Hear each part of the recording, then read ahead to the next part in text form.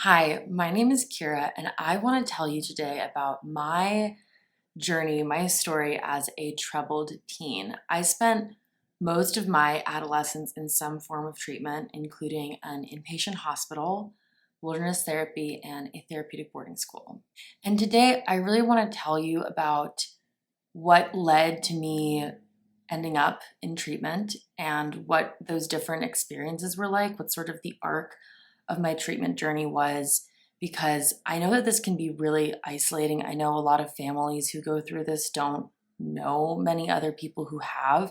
And so many people think that they are having this really abnormally difficult time with it. And you're not. Like, it is a really challenging experience for everyone who goes through it. And it involves so much heartbreak and so much disappointment and so much confusion. So I want to share my story and my experience, and maybe you will be able to find some of yourself and your child and your family in it. So my challenges with my mental health really came to a head when I was in high school, but they began at a much younger age. When I was a child, I remember just feeling from the time I was very young that I had been born wrong. I had just been born defective in some way. And why or what that way was, I wasn't quite sure. I didn't know, but I had this deep sense that something was wrong with me. But I was very functional. Like, I got good grades. I did have friends. I had activities that I enjoyed and was passionate about. On the surface, there were no alarm bells when I was young. Like, I was doing fine in most senses. So then I got to high school, and I thought high school was going to be awesome. I really, had seen a lot of teen movies, and I was like, high school is going to be this carefree and fun, and I'm going to make so many memories. I got there and I experienced so much pressure. That's one of the key words that stands out to me. There was a lot of academic pressure. There were new social situations and new social pressures, like lots of new people and social hierarchies and cliques and looming existential questions. Where do I fit in the world? What do I care about? What is the meaning of life? That great pain that I'd felt in that question of what is wrong with me, like that feeling of being wrong, just became so much more constant, that question. And I felt it so much more intensely. And one of the ways that I just started trying to cope with this pain and this pressure that I felt was through self-harm. For a brief moment, it felt like I could release all the pain and the shame I was carrying all day. It felt like I could just put it somewhere else, and that I could somehow match the pain that I felt inside through that. And it helped me feel like my sadness was more real. Like, I kind of felt I don't really have a right to be so sad. Like, nothing that bad has happened in my life. And so doing that and seeing that would help me feel like, okay, I am really hurting. It would make me feel like I was validating my own pain. I started taking medication and going to therapy. And this is typically the first intervention that people seek out and try. You can probably tell from watching this video, it just did not give me the help that I needed. Like, I would go to a therapy session and I would talk and I would feel some relief. I would feel listened to, but I didn't feel any different outside of those sessions, like in my day-to-day life in between. And so things just kind of kept getting worse. Like, I was self-harming. I basically stopped going to school. I was fighting with my family, fighting with my parents constantly and lying to them about where I was going and who I was hanging out with. And the whole time in the background, there was just this feeling of I don't want to be here. Like, I don't know how to be in the world with how sensitive my heart is. I feel so overwhelmed by how much pain and despair I feel all the time. And I had no motivation to do anything because of it. Like, I didn't care to go to school. I didn't really believe that I could feel any differently.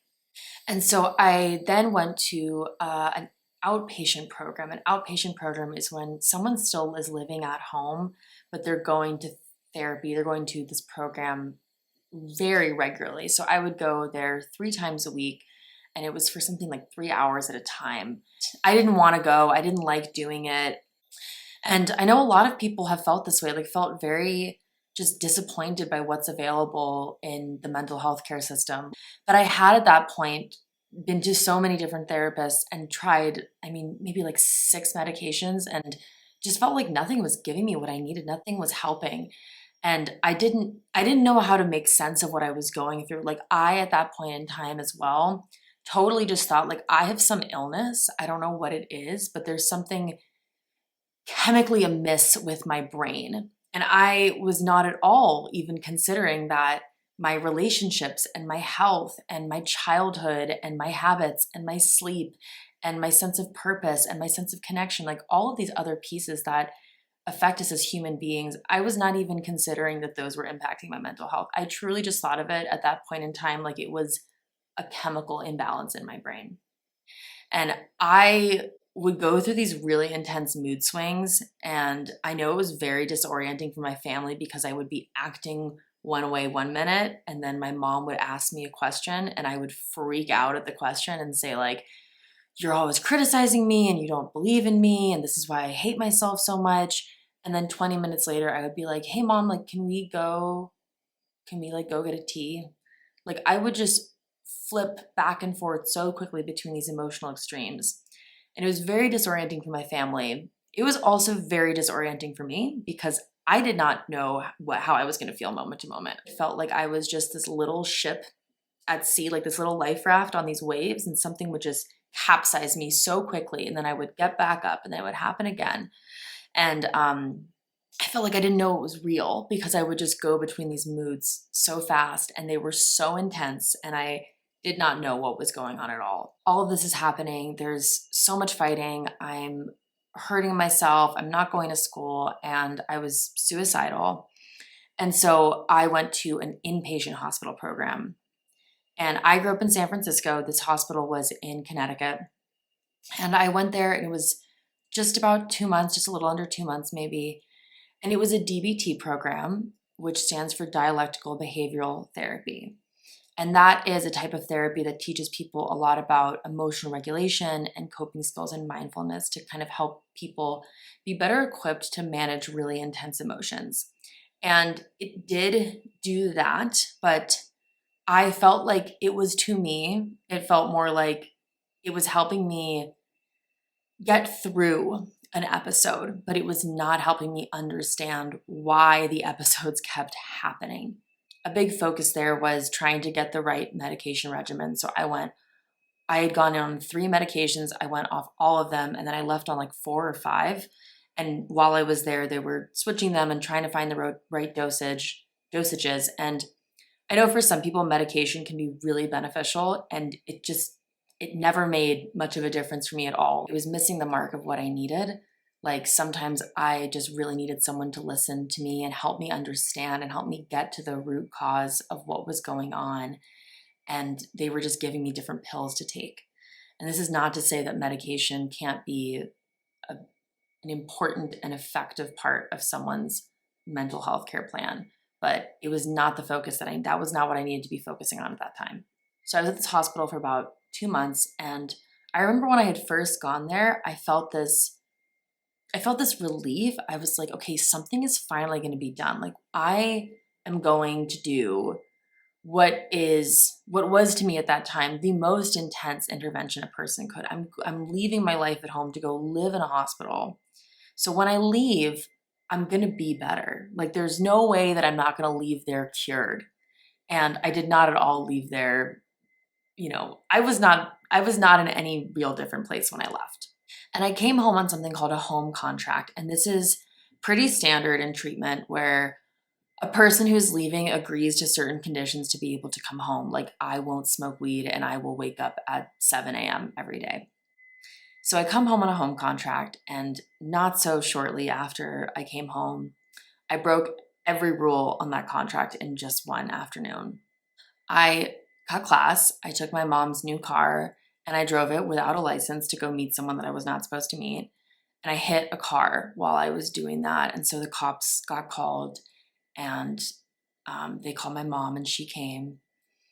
And she was so upset with me, and she was terrified and, crying and yelling, and I'm crying. And she takes me in the car and we start driving home and we drive past this church and she's like, Kira, I used to come and pray for you here when you were in the hospital.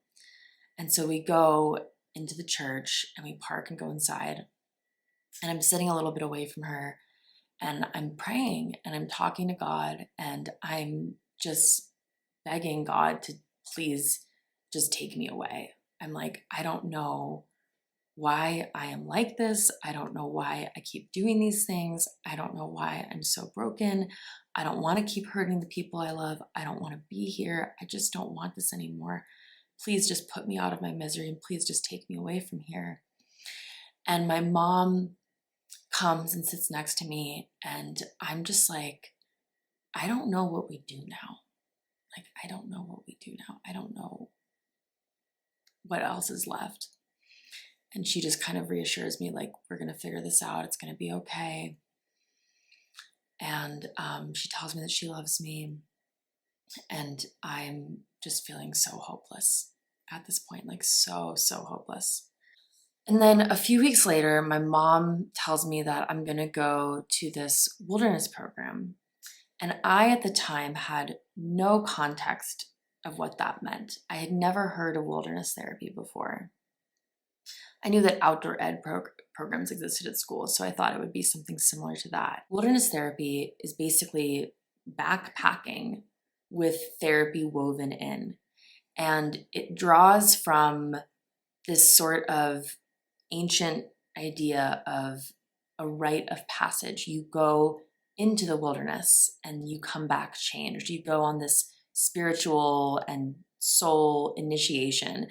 And it's meaningful to do at the time of being a teenager because you are going through a rite of passage as a teenager. You are becoming an adult. And I think that's one of the reasons I struggled so much as a teen was I had no context and framing to understand, why is this time of life so hard? Why do I feel like I'm falling apart and I don't know who I am? Why is everything so intense and so much? And if I had been able to just hold it in that way, not that it would have made things easier. I would have still had a lot of challenges, no doubt, but I would have related to them differently. I think it brings this level of reverence when we can see these challenges as being meaningful for our development and who we're becoming, and not as a sign that like something is deeply wrong with us, as I had always felt. So wilderness therapy, as I said, backpacking, you're with a group of teenagers. I was with a group of teenagers, teenage girls. And the day is what you would do if you were on a backpacking trip. You wake up, you eat breakfast, you pack up camp, you carry everything you need on your back, and you hike all day, and then you set up camp. And a big thing in wilderness therapy is you make fire with a primitive bow drill set. That's one of the ways that you sort of demonstrate your progress in the program. And it's a metaphor for life there and how you show up to challenges. So you do that, you make dinner, and you go to sleep. And the day follows that rhythm every day. There's therapy sort of woven throughout that. A therapist comes out once a week. And then there's also just organic moments for processing. Like we're on a hike and this girl is really struggling with the pace and she's not speaking up about it. And then it becomes this teaching moment of, oh my gosh, I never asked for what I need. And I'm really feeling the effects about that now. I will say I absolutely hated it when I first got there because it was so uncomfortable. I mean, no showers, no toilets, no tents. We're sleeping on the ground, hiking all day. It's hot, sweaty, bugs. Obviously no cell phone or TV or like eating just beans and rice. So I hated it when I first got there. I actually tried to fake appendicitis so that I could get taken home. Did not work. I really ended up coming to appreciate it so much and be so grateful for the experience, even though it was totally far from perfect. And I think that there's a lot of change happening in the field of wilderness therapy. To just give two moments that really stood out to me. One was, I remember this moment just a couple weeks in, I was going to sleep in my little A-frame shelter and I look up and I see this big full moon. And I felt this total sense of peace that I had never felt. I didn't even know that feeling a peace like that was possible. And so something wilderness did was it gave me new reference points. I was going through all of these challenges as a teen, and people were like, oh, it'll get better someday. Like, you're not always going to feel this way. I had no proof of that. I had no way to know that. I had nothing I could think about and be like, oh yeah, well, there has been a time in life where I haven't felt this way.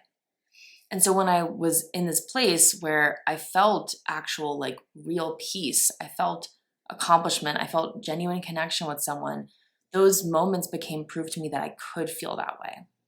Wilderness helped me build this body of counter evidence against the beliefs that I had that I was helpless and weak and I couldn't do things. It was such a challenging experience. I mean, you're living outside and making fire and trying to keep warm and dry.